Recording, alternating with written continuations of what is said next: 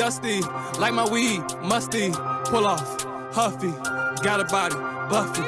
Beat it, you lucky, riding around my trustees. Drunk, ayy, liquor, trunk, ayy, pickup, ayy, dump, richer. Then the motherfuckers hating, froze, hyperventilating, patience. Got me feeling like I'm Asian. Fuck. What's up, man? Let me take you for a little spin, man. Show you what it feel like. I gotta go make these drop-offs. Man, you think you're the only one out here working, B? Gotta make drop-offs too, B. Come on, man, get in, man. I ain't taking no for an answer, man.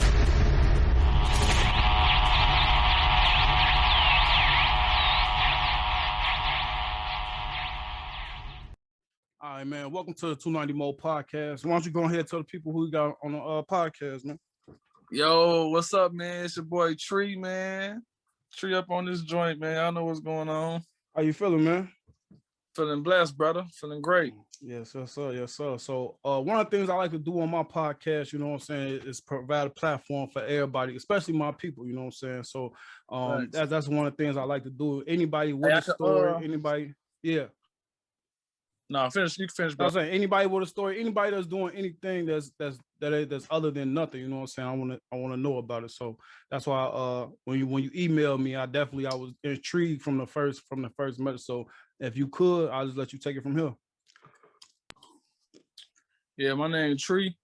So yeah, man, I saw the podcast, I saw what you was doing, man. Saw that you was, opening your platform up for any local artists or anybody with a story to tell. So I wanted to just tap in with you and, tell you my story. So I'm 27 years old currently. In 2012, I was 18 years old. I got shot and paralyzed July 1st. It was like 2:00 in the morning. What kind of situation was that? You know what I'm saying? Was it for you? Was you outside? Was it a drive-by? What is that something you could talk about?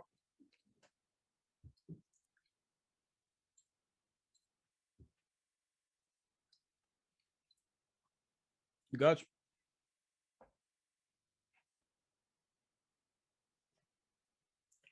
It says you got your mic on mute. Yeah, my fault. Yeah, I got some food that just got delivered outside. I ain't want to be yelling and shit. Oh, what was your question, brother? You said the shooter. So yeah, we rode through a block out west. It was like 2:00 in the morning. Mm-hmm. And the government done created circumstances in our neighborhoods where you can have a gun faster, you can get a job. Exactly. They also created the fatherless household. Mm-hmm. So a mixture of things led to me getting shot. Like a young shorty with a gun, man, with no real self-esteem, no real self-worth. Mm-hmm. So like he got to prove himself to his niggas and probably the little females that was around. So yeah, it was pretty random. So was it like a bang out? Was it like motherfucker slid on y'all? What was that like? Because I hear a lot of okay. Now we ride through that shit. We had drunk. I'm in the car with my Oh, so you caught one through the door of the car? Yeah, through the door of the car. Oh, yeah. Now I'm in the car with my main circle of friends. Now I had, everybody got more than one group of friends, but this particular group of friends I was with, they ain't no street. They ain't gonna say they ain't street niggas, but they went out here shooting niggas. They went out. That's how that shit be, though. Most of us in the car most everybody in the car had jobs, shit like that. So we just ran around trying to enjoy our night. Now we in a Vino though, so we jackballing the Vino and shit. So we look like any other group of hood niggas. Mm-hmm. So shit. What year you said this was? What some of this was? This was in 2012. Oh yeah, I was busting ass. I'm sure. Yeah, it's summer 2012, Joe. Chief Keef year type shit. That's a little bust. Now, yeah, they blew our shit down. They blew that bitch down. My homie don't take me to West Suburban, but they don't got no trauma in West Suburban, so I had to sit there bleeding and dying and shit. Where you get hit at? I got hit in the back. Okay, so when you got hit, was it and you paralyzed now? When you got hit, was that something that you instantly knew? Did you instantly, you know what I'm saying, know something was wrong and that you was okay, or was it just like shock and you was just 1 second? No, it's crazy because when I first got hit, because I was sitting up, I was in the back of the van. I was sitting up, drinking and shit. So when I got hit, I instantly fell right back. And I couldn't get up. And I ain't know I was paralyzed. I ain't know I was shot. I ain't know what the fuck was going on. So I'm laying and shit. You said you ain't know you was shot either? So you just know you just fell back. You ain't got no control over it. I fell back and I'm hearing the shooting and shit. Mm-hmm. I'm hearing like the bullets flying and shit, the shit coming through the car. I'm hearing the shit hit the car. I'm hearing the glass bust out the window. Was it return fire or they was just tearing the van up? Oh, yeah, they just tearing the van up. We had to put the gun up because the last 2 weekends. I'm just saying because motherfucker applying that pressure like that on that van, Joe, that's a big ass target. I know they was hitting that bitch with air bullet, man.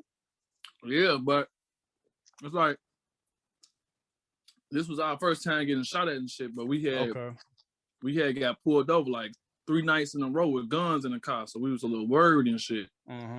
We was like, yeah, we ain't out here shooting niggas anyway, so we just gonna put that shit up tonight. All right.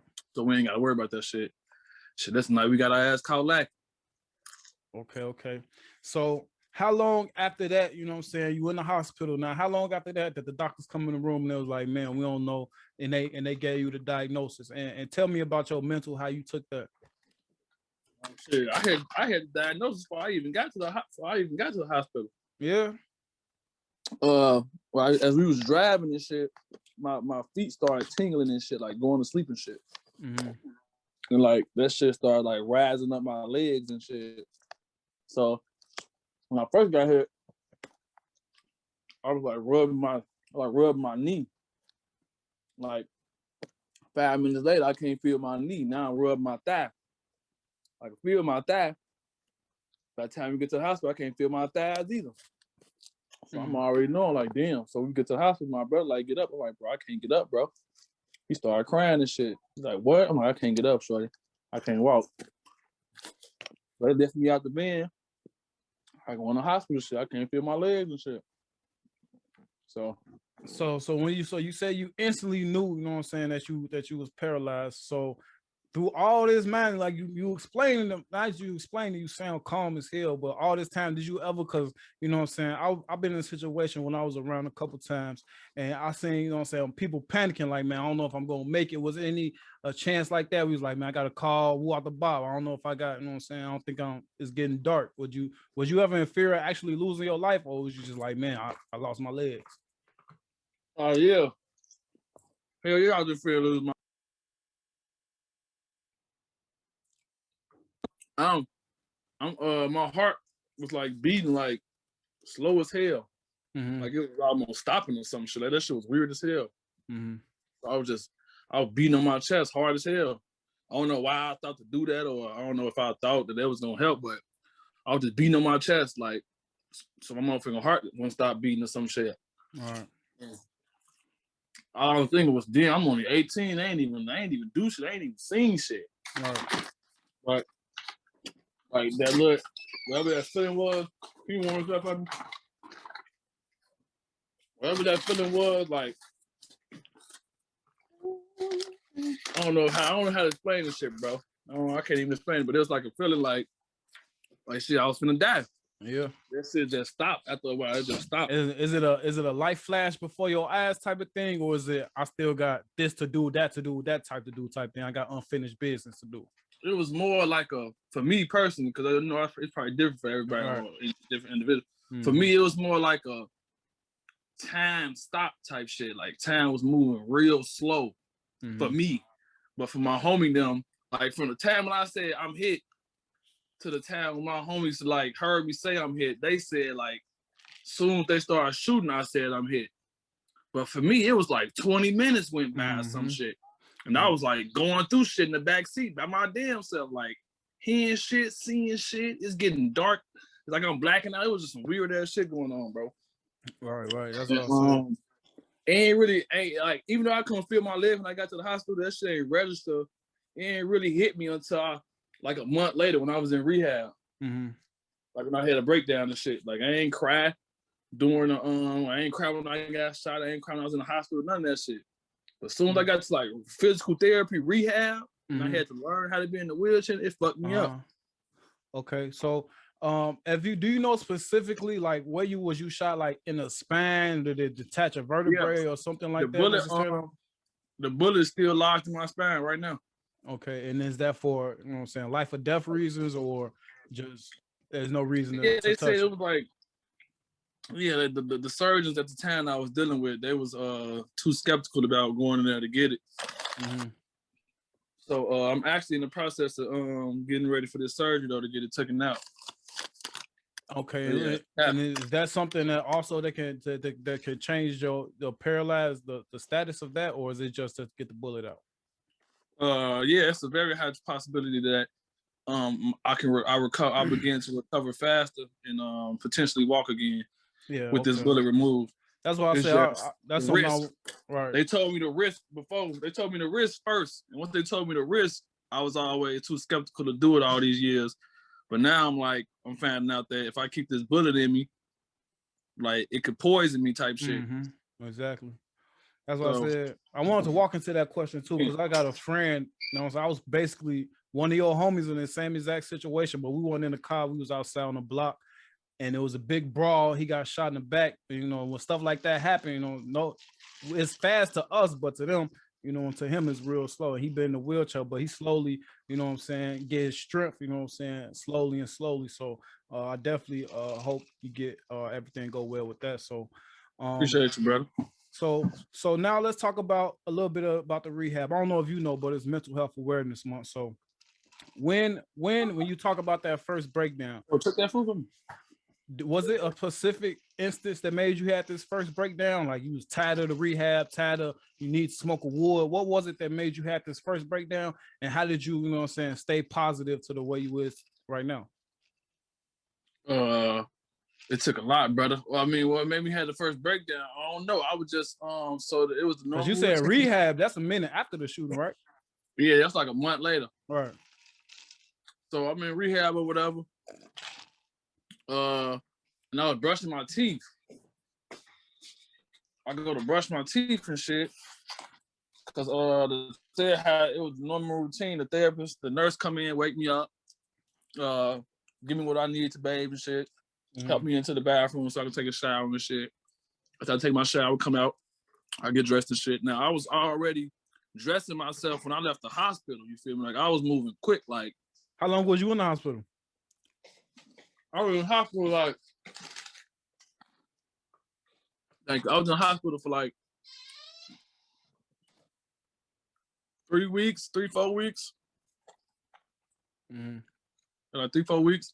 And one more thing real quick. So when, you said you automatically knew, that you was possibly paralyzed when it happened. So when the doctors come tell you, is it something, do they just come tell you like, yo, you paralyzed, or they bring all your family in a room or some shit like that? Or is it just like how they tell you you got a disease or something?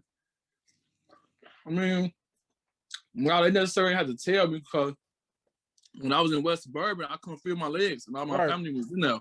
Right, I know that, but you're saying, don't the doctor still gotta tell you, like, inform, like, give you the paperwork, you know what I'm saying? Like, how does that go? Is it like, it's like they bring you and your family in the room, sit you down, or what?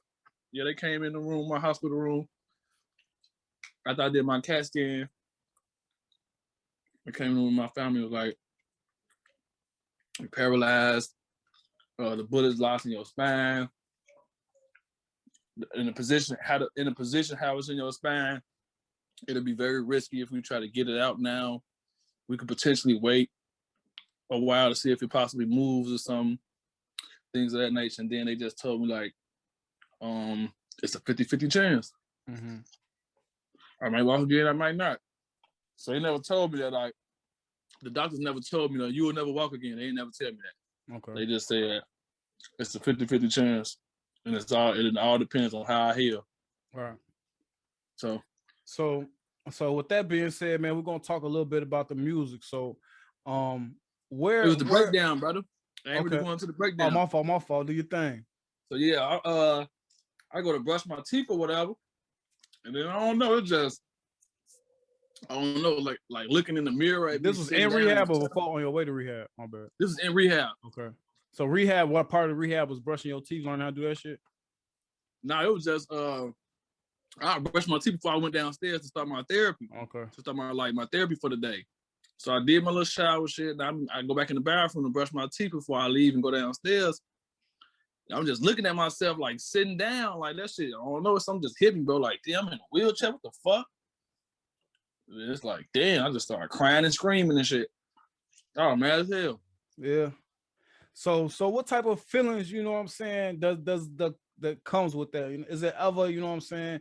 Is it ever like a get back mentality, or is it ever, you know what I'm saying, down and out depression mentality, or is it just positive vibes, positive thoughts? It could be worse, you know what I'm saying? It could be worse. You know, there's motherfuckers out here that didn't make it from the type of event. So how was your mental, you know what I'm saying, through all this? In the first year, I tried to kill myself. Yeah. Yeah. Well, what? Yeah. What was that? Was it It the wheelchair? Was it not being able to move your legs? Was it the feeling like people weren't around that was around before type of thing? was a mixture of all that. So I got a condition called chronic nerve pain. So like right now, you know how I feel when your hand go to sleep? Like the tingling and shit. All That's the how my needles and legs. shit. Yeah, that's how my legs and feet feel all day. Yeah. Yeah, like right now, my legs is tingling and stinging like a motherfucker. Word? Yeah, bro, no cap. So what type of medication do you take? Like what type of? I stopped. So they gave me this. It's really no type of medication that can help nerve pain, because you got so many nerves inside your body. There's no type of medicine that can pinpoint each nerve and help it. Exactly. So they only give you things that like make you high, basically, like just how you high as fuck. But I stopped taking that shit because they had me thinking suicidal and shit as well. Is it opioids? I just talked about last guest I just had, man. He had he got stabbed in the hand and he had nerve damage as well. And he was having nerve spasms where his shit was just I had jumping. that too. Well, I had muscle spasms. Yeah. And is the medication, is it opioids, and was it what's they call it, antidepressants that had you feeling that way? I believe it was opioids, and it's a pill called gabapentin for nerve pain. That's the one. That's the one, dude. That's the one my homie Evan was taking for his hand. Neurologic pain and shit. Yep.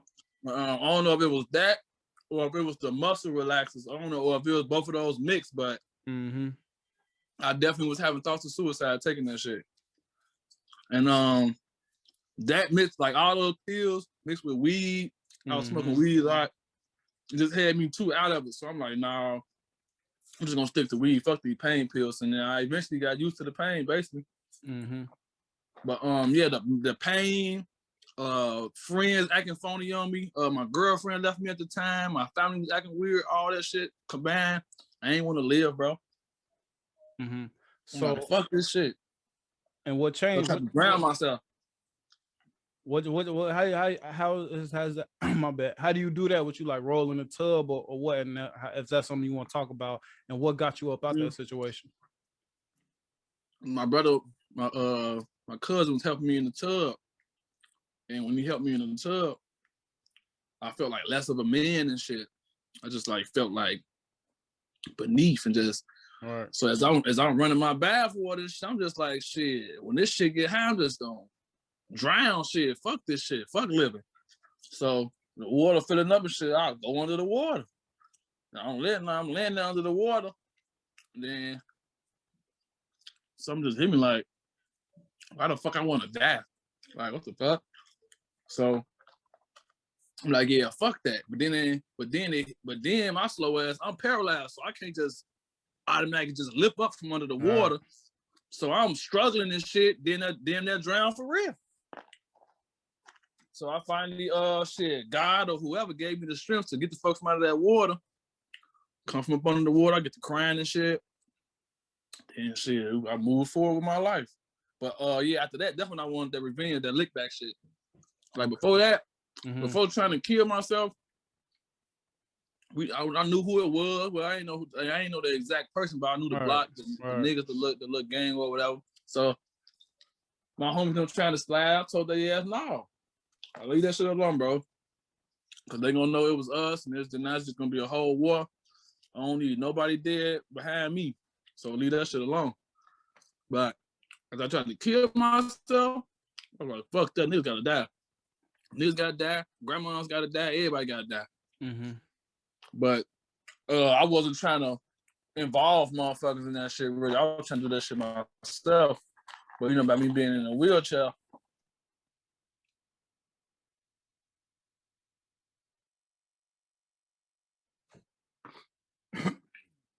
All right, man. I'm finna just live my life, bro. Mm-hmm. So was that would you say that was the event that led you on the path to where you are today? Yeah, that and seeing all my homies dying when I won the shit. Mm-hmm. That street shit. Okay. Like I said, I lost like 16 friends to gun violence, bro. Yeah. Yeah.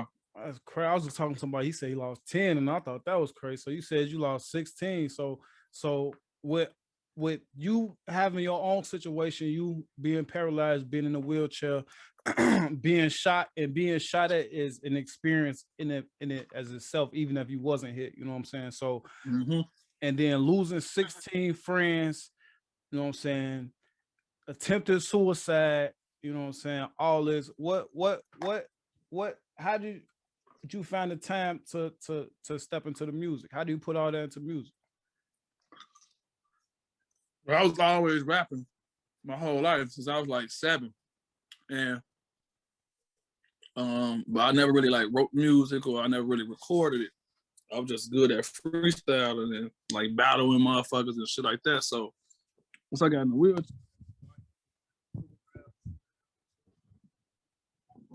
writing songs, and then I was getting a little disability, so I ain't really had that money at the time. So now I got a little more frequent money coming in. So now I got time. Now I got money to pay for the studio, all that. So, yeah, I want to say around 2013, I started recording music seriously. Okay. Like going to the studio and actually laying tracks down and shit. And I kind of lost track of my question I was really going into. So with all that going on, at any point in time, with all this going on, did you take any counseling, or did they give you any counseling? You know what I'm saying? Or was it all just self-medicating and prescription medicating? It was all self-medication, bro. I started meditating, got real spiritual. Mm-hmm. I mean, I was already spiritual, but I slowly was starting to become the motherfuckers I was around. Mm-hmm. You know, to I guess fit in and shit. Right. But I was always a spiritual motherfucker and shit, and had higher knowledge about shit. So just started meditating a lot, reading, eating better, exercising and shit, and just observing myself. You know, watching myself and realizing like what my ego is and who I really am and shit like that. Mm-hmm. Because a lot of our pain and shit comes from our ego and shit. Okay. Like wanting to be accepted and shit. Like most of my pain was coming from people not being around and shit. And I had to learn to love my damn self and be happy with myself. Like if motherfuckers ain't around, I shouldn't feel like my life ain't shit just because people ain't around me. Mm-hmm. Type shit. So and let me ask you this, you know what I'm saying? And that's something that well, we see a lot of people that's not in the situation that you in, that you might see somebody that's paralyzed, or like the last guest I had, he had got stabbed in the hand. He couldn't use his hand for a couple of years. And it was like the people that you feel like, do you feel like these people aren't around you, you know what I'm saying, intentionally because when we not fucking with him because he's in a wheelchair, or is it just because they don't know how to be there for you like you probably need them to be? Apologies, bro. What's the last part you said about that on that question? I said, do you think they intentionally wasn't around, like we ain't fucking with him because he's in a wheelchair, he can't keep up type shit, or they just didn't know how to be around and to be there to support you? I think it's 50-50. It's half. Like half of the people in my life didn't know what to do and how to deal with it, and it kind of hurt them to see me like that.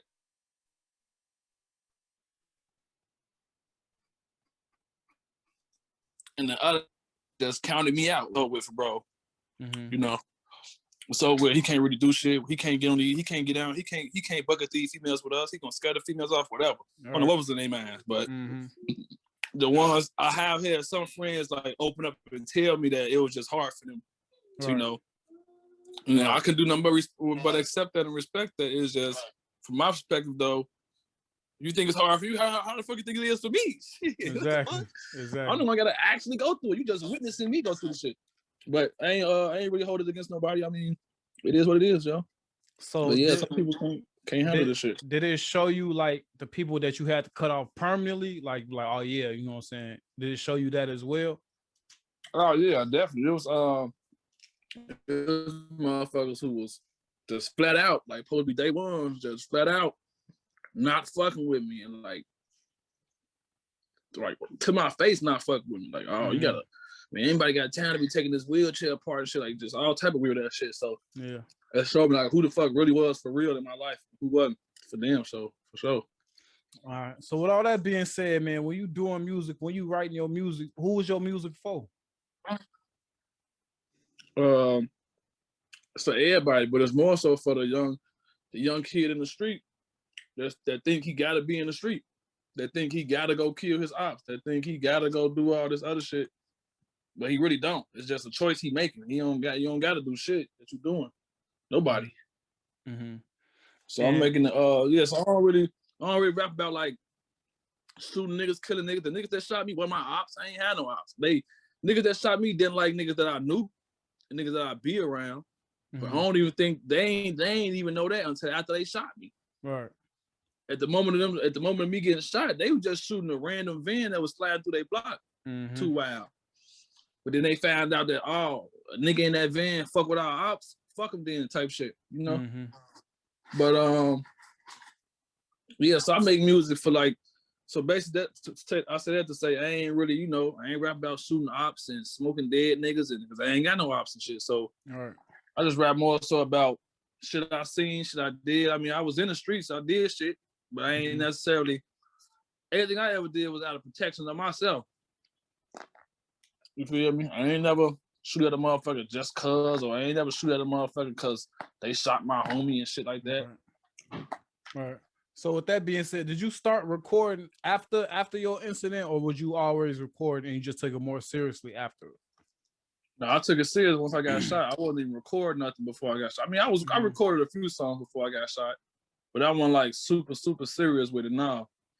Once I got shot, and all my friends started dying, and then it's just like every time I lost a friend, I was just reminded like, yeah, bro, this shit ain't forever, bro. Like this shit gonna end one day, so you might as well do everything you want to do before this shit over. You know how to rap, so rap, nigga.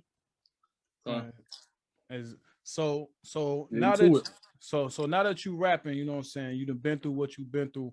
What's your mission? So I do community work too. So I've been working with community activism for the past like 6 years. So I ran the after school program for like 4 years, my own after school program. And I work closely with a what kind of after school program? What type of things y'all get into? So in the after school program, I had like 15 to 20 freshmen to seniors in high school, boys. They did a project on drug abuse and violence, and then they got paid. So I basically coached them through research, taught them how to do research and shit. We researched drug abuse and violence. How is drug abuse and violence one and the same? How is it affecting the city? How is it affecting the communities? And what can youth do to change that shit? And they got paid to be in the program and shit. I created the curriculum, all that. I did that for like 4 years. And then while I was doing that, I was working with this other community organization named Good Kids Mad City. They pretty known in the activism scene. Working with them, did a lot of shit. Went to Las Vegas to the speak to the presidential candidates before this election that just came up. Did a lot of shit. Went to New York, did some work out in New York with some community organizations. Did a lot of work. Now I'm trying to start my own nonprofit. Well, basically, I mentor me and other people in wheelchairs. We mentor newly injured youth, like young people that just got shot and put in wheelchairs. Be they mentors and shit, like, so basically, so they could have what I didn't have when I first got out the hospital and shit. Yeah.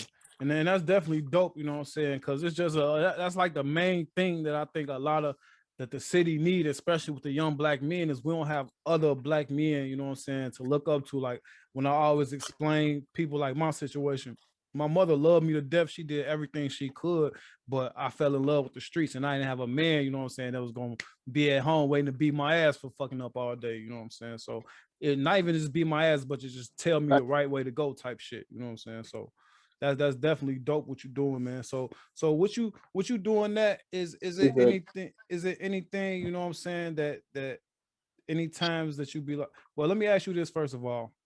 With you being an activist, you know what I'm saying, and having your hands and feet 10 toes in the street, what do you think the main issue is that the city faces, you know what I'm saying, when it comes to the violence? Like what's the driving force behind the violence, in your opinion?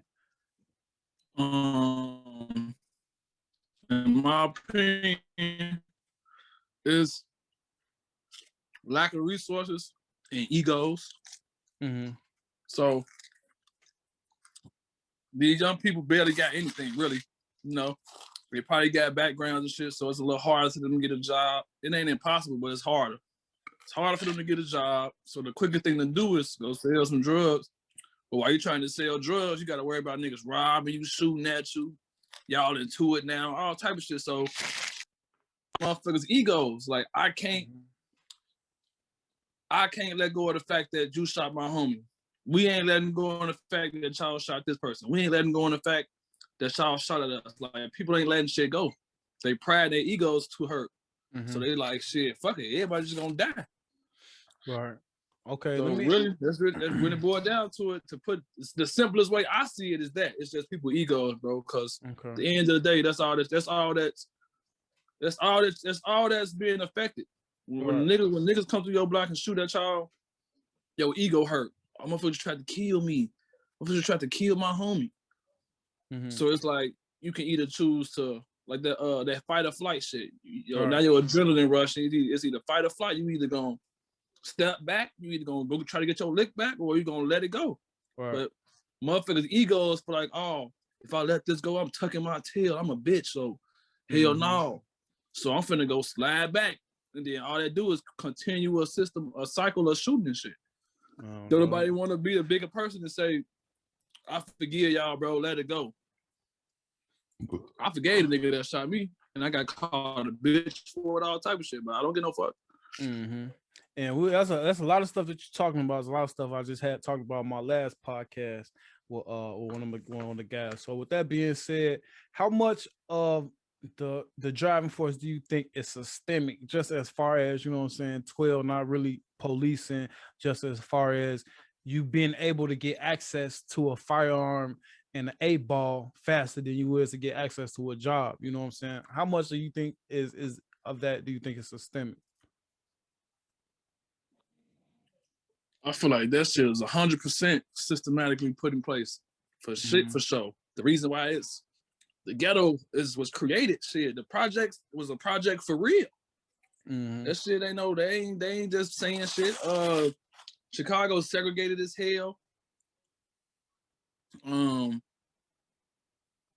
It's just fucked up. But I feel like just to be 100% honest, it's kind of like 50-50. Well, no, it ain't 50-50. It's like 50-30. Cause it's like a nice portion of the shit. A nice portion of the lack of police help is coming from the community though, because ain't nobody snitch. So it's like on one hand we say, oh, the police don't solve no murders. Ain't nobody saying shit. Motherfucker could have solved everything. They're not gonna say shit though. So when the police come to y'all see anything, everybody's saying no. But motherfuckers know they saw shit though. So it's like on one hand we complain the police ain't doing shit, but on the other hand ain't nobody gonna step up and talk though. So it's like, how much could they do if we ain't telling them shit? That's the thing. See, the police, they quick to jump on TV and be like, Joe, we need the community help with this, that, you know what I'm saying?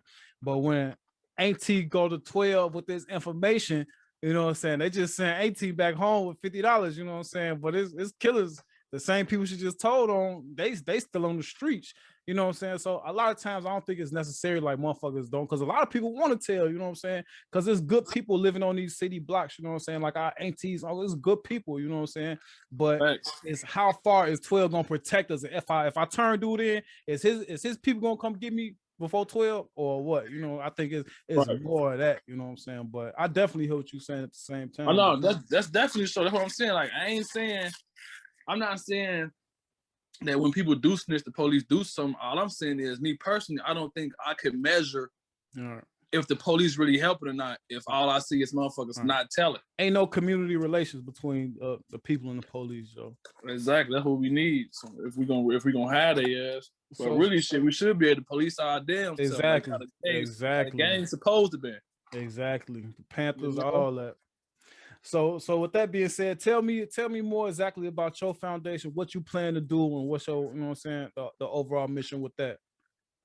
Yeah, so the name of the non-profit gonna be called Moving Forward. You feel me? So, because it's like once you get out that hospital and you in that wheelchair, you gotta start moving forward. You can't live in the past. Right. That's one of the main mental health issues that people that have been shot at or shot, paralyzed or whatever. The trauma comes from us being in our head, reliving the situation. Is Over and that over something and that you over. do? Is that something like, you know, like you see the movies in a balloon pop, you know what I'm saying? Do you ever experience any type of PTSD from that event? I was. Like I seen some balloons get stuck in a ceiling fan and my man jumped on the floor, got on the floor. You know what I'm saying? Shit like that, you know what I'm saying? And that's the thing too. That's why another thing about like the mental health and stuff, you know, Black people, that's why I asked you if you had any counseling, because, you know, people go to Iraq and I understand you fighting for the country and stuff like that. And they might lose a friend that they only knew for 6 months. But us here in the city, we'll lose somebody that we know all year, watch somebody get shot that we know all our life, you know what I'm saying? And we don't get no type of assistance, no type of counseling, no type of stuff like that. I just think that's one of the reasons the city fucked up as well. It definitely is, brother. You hit it right on the head. Now, yeah, I was. That's why I stopped carrying a gun and shit, because I was pulling out guns on motherfuckers for startling me and shit. All type of shit. I was kind of fucked up, bro. So it took me a little minute. I ain't like the 4th of July. I just got back comfortable with the 4th of July. Yeah, that's another thing too. I hear about too. A lot of people got shot. I hate that shit. But I did. I hated that shit. I hated the sound of fireworks. All that shit. Like, it's like jump, and it's like a whole fucking shiver go through my whole body type shit. Like, oh shit. Okay, so yeah, I shot at it a few times when I got in the wheelchair. Yeah, in the wheelchair. Not me personally, but other motherfuckers I was around. Right. Shit, like, still trying to move and be seen and shit and be cool and shit. So when the bullets start flying and you in a wheelchair, though, what do you do, Joe? Do you just stop, peep the scene, try to see the best? I always tell people, if you can, Joe, try to see where the bullet's coming from and get up against something or lay down and get something, Joe. Yeah, I know sometimes your instinct is to flight, you know what I'm saying, but you gotta know you don't want to run into some shit at the same time. Facts. I mean, I only got shot at, I want to say about, I think like 2 times. First time, motherfucker was pushing me, got me up out of it. Motherfucker pushed me up out of there, got me out the way. Yeah. The second time, shit, motherfucker left my ass. Oh yeah. Everybody ran past me. So how you feel about that? You feel like I don't blame niggas, or you feel like motherfuckers don't blame niggas. Hell no, I don't blame niggas. I can't blame somebody for not having something in them. You just ain't got it in you. When you heard them gunshots go out, you ain't had the courage to make sure I was cool. You was full of fear, so you ran. So I ain't mad at you. You did what any human to do. So in the last situation, was it like, nah, I just got to see what the fuck going on around me and see where the best place for me to go? Or how did you handle that? Yeah, I saw what dude was shooting from, so I was already cool, but he had shot out like a tire. He had shot like a tire out of one of the cars that was parked in front of me. And my wheelchair wheels got air in them. So all I'm hearing is like, I think this nigga done shot my ass. Damn. So I'm like, excuse me. I'm like, this nigga shooting at me. All right. So I hopped on the ground and like crawled under the motherfucking car. Oh, okay. But scraped my knees up and shit, but I ain't getting no fuck. Okay. So you talked a little bit about your nonprofit, you know what I'm saying, helping guys who just got hit themselves adjust, you know what I'm saying? So as you've been adjusting and getting better with your own adjustment, do you just focus on, you know what I'm saying, the basics, you know what I'm saying, being able to take care of yourself? Or are you doing extra stuff like, you know what I'm saying, playing basketball in a wheelchair, learning how to drive in a wheelchair, stuff like that? I'm mainly just exercising, doing music. You know, I was hooping and shit before I got shot, but I was more so focused on, like, I was a dancer, to be honest. Like, I used to be dancing and shit, so I'm mad as hell I can't dance no more. So I ain't really I don't really miss sports and none of that shit, so I don't really get into the sports and all that shit. Mm-hmm. But yeah, it's mainly just doing physical therapy. I do therapy at my crib, exercising, writing music. I'm working on a documentary. It's almost done. Okay. About me and a few of my partners that got shot. Some of them got put in wheelchairs too. Other ones just got shot. Okay. Let's talk about the documentary. What's going on with that? Also, the documentary, I'm just explaining my life story. Well, I ain't gonna say my life story, but my life after my shooting and shit. Mm-hmm. What I went through. Then it's about like I want to say 5 or 6 of my homies.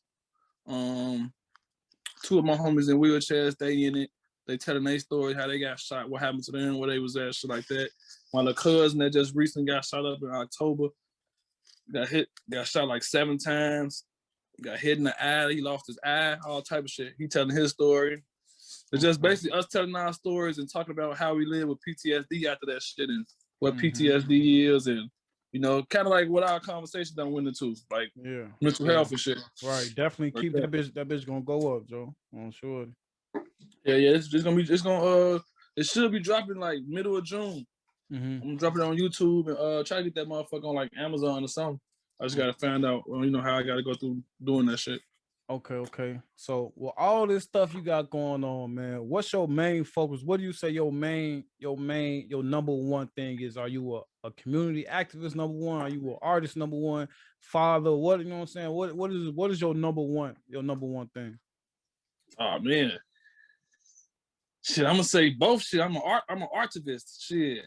Artivist. I like that. I'm a raptivist. You better go, hey, don't say that shit no more. You better go trademark and LLC that shit, Joe. I'm sure. I'm a raptivist whole time. So like, yeah, it's both, bro. Like I do activism in my rap. That might be a mixtape or a track title right there. I rap. Hey, you ain't never lying. I do activism in my rap. I rap when I do activism. It's whatever, bro. So it's mainly both. And I'm just merging all my talents into one thing, basically. You know? So I got a clothing line too. I got a clothing line. I ain't even got no merch out right now. But yeah, I got a clothing line. I mean, they can find me on social media and shit and see my clothing line and shit. Okay. TR33 apparel. I got hoodies and shirts and shit. Yeah, man, I'm trying to do a lot of everything. I see you. Well, what can the people find the music? You can find my music on YouTube. I got a mixtape on Spotify. Tree Rehabilitated. What's the titles? Where the people can find it? What they got to search? Just type in Life of TR33 on YouTube. You can find that's my YouTube. That's my direct YouTube channel. I got a lot of songs on there, a few videos. And just look up Tree on YouTube. Tree X, TREEX, Overkill, TREEX. TREE, it's not. I got a few videos. Hey, I'm already know how that should be. I got another question for you. So one thing I know that come with being an artist, you know what I'm saying, even an activist in some sorts is promotion, you know what I'm saying? So as far as the hip hop go, you know what I'm saying, a lot of people use the fact of them being shot as a promotion tool or stuff like that. So when you promote yourself, do you ever promote yourself as the handicapped rapper or the paralyzed rapper, or am I just a rapper? I'm just an artist. It's just that, you know what I'm saying? Yeah, necessarily no. I don't promote myself in that way. I'll probably start though, but yeah, it's just my name. It's just like in the titles of my songs, it don't say Tree, the paralyzed rapper. It just it's the Tree. Right. So I guess like marketing it that way help people, I guess, draw more attention to my shit. But I feel like once the video come on, they're gonna see, oh, this nigga in the wheelchair. Right. That's what I said. I just wanted to see, you know what I'm saying? Like, you know what I'm saying, how a motherfucker, because at the music first, you know what I'm saying? You know what I'm saying? That's ain't nobody really care, because when you got your headphones on, you know what I'm saying, you can't ain't how a motherfucker moving around. So I was just trying to see what was your opinion. Facts. You ain't never lied. Well, yeah, I mean, the music it's been going decent. I mean, I got a solid fan base, but it consists of the motherfuckers that know me personally, and I want to say a few other people. I want to say at least like 100 people I don't know. But yeah, my shit go crazy. It's just, you know, like I said, I ain't rapping about shooting and killing motherfuckers, which is what's really getting bumped right now in the city. Yeah. So, Well, for me personally, Joe, if you got real bars and you got to be saying something. I hate short songs, Joe, and you got to say something, Joe. But if you got all that, Joe, I'm definitely gonna have you in my playlist. oh yeah, that's how I'm coming, bro. Man, look, All right. I'm spitting scriptures, bro. This is not actual Bible scriptures, but my motherfucking verses could be scriptures, damn now. Still talking on the music and stuff, and just you know what I'm saying, how you set yourself aside from not always having to have the violence, you know what I'm saying, in your music. How do you is feature something that you interested in or something that you do? And being as though that a lot of the artists in the city might be drill artists, do you be like, I'm not gonna do a feature with a drill artist and I'm not, or it's just whoever willing to make art, you know what I'm saying? That's who you go with. Oh yeah, it's definitely whoever willing to make art. Like I ain't 100% opposed to like I just made a song. It's basically part of the culture, man. If you from here, that's the culture, you feel me? Right. Yeah. And that's one of the reasons I do listen to drills, because it's like, even though I don't agree with everything they saying, I understand everything they speak in my language. You know what I'm saying? Right, that's what I'm saying. So it's like, yeah, I'm in the middle too. It's like on one hand, I'm like, man, Joe, this music is like negatively influences and shit. It's negatively influencing shit, and it's a tad bit desensitizing motherfuckers to shit, and it's a tad bit glorifying violence. But at the same time, it's like, it's reality. It's reality, yo, and it's like, if some of that shit actually do be sound and decent, like you can't help but nod your head to the shit. But then some of the shit just be like entertainment too, you know? Right, exactly. As I said, I had a hip hop artist explain it to me like that, basically saying how like a actor, you know what I'm saying, they can go to work and play any role and come home and don't nobody look at them different. And sometimes artists get in the booth and get to saying anything. But for me personally, I still gotta, I don't, you know what I'm saying, I gotta believe what you're saying to an extent. It's different, you know though. It's different though, gang, because movies don't influence reality like music. No, that's what I said. I agree with you. Like music is one of the strongest influences on this planet. You feel me? So it's like, that's why I say I'm in the middle, because like on one hand I can enjoy this shit, but it's like on the other hand, it's like that Pied Piper story. Right. Dude played the music and got all the rats about out their community, and then they ain't pay his ass. So he came back and played music and took all the kids, and they never saw their kids again. Yeah. So it's like, the metaphor I get from that story is that music is powerful as hell, and it can take the kids. It is. That's definitely true. Yeah. All these little kids listening to Young Boy and listening to King Von, listening to all these rappers and shit, these 12-year-old, 13-year-olds, 11-year-olds, they getting like desensitized to murders and killing and shit, but they favorite rappers saying shoot niggas in the head, and they rapping this shit. No, this shit. I saw a little shorty like 3-4 years old rapping crazy story and shit. Like, what the fuck? Right, I'm sure. Do we know it's ABCs in this motherfucker though? Probably don't. Shit. So it's like, on one hand, it's like, yeah. So it's like I dibble and dabble in with the shit, but it's like I do like a disclosure before, like a few songs I got out that I am talking about some drill shit. I say like, I don't promote violence, like before the shit come on and shit. And when they go off, I got like a little message come on the screen and shit, like stop killing this shit. But yeah, for those reasons, like my music is like still kind of floating like underground a little bit right now, because I ain't really like made that breakout drill hit. I feel like that's what it is. I feel like it's not even a drill hit, shorty. It's just a radio hit, shorty. It's just that one hit that motherfuckers can get on TikTok with, shorty. That's all it is. That too. Oh, shorty. Time. It's coming though. It's definitely. That's what I said. Just keep working. I'm definitely got some shit in the works. And then and then nothing too, like my bar, I've already been told like my shit be a little bit too much, like for real. That might be exactly what I need. So I'm definitely gonna promote your shit. A little bit too much. On shorty. So before we get you up out of here, what's next on the music and when can we expect it? So I'm actually going to the studio Sunday. I'm finna drop like 4 new singles. 4, 5, I want to say about 5, 4. I'm gonna drop like 4 new songs. I'm shooting a music video Saturday for this song I got. That should be out soon. Mm-hmm.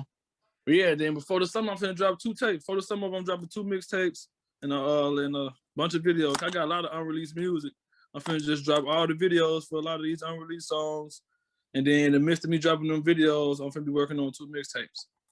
All right, bet, man. I appreciate you for coming on the show, Joe. Hey, we got a lot more working between me and you ahead of us, Joe. Cause even what you saying with the apparel thing, I got a pop-up shop that I hold bi-monthly, all type of stuff. I got a recording booth in here, all type of stuff. So I appreciate you for coming on the podcast, man. I'm gonna have to have you back real soon.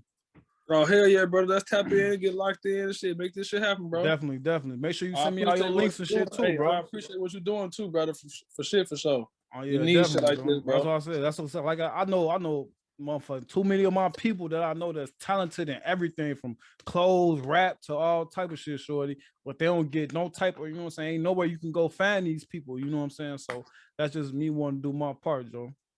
Appreciate you, brother, for real. All right, so yeah, make sure you send me all the links to everything you got, the cover art, all that shit, Joe. We're gonna tap in, shorty. All right, man. I'm finna send you all that shit now, bro. All right, bet in a minute, gang. All right, love, bro. Peace. Love.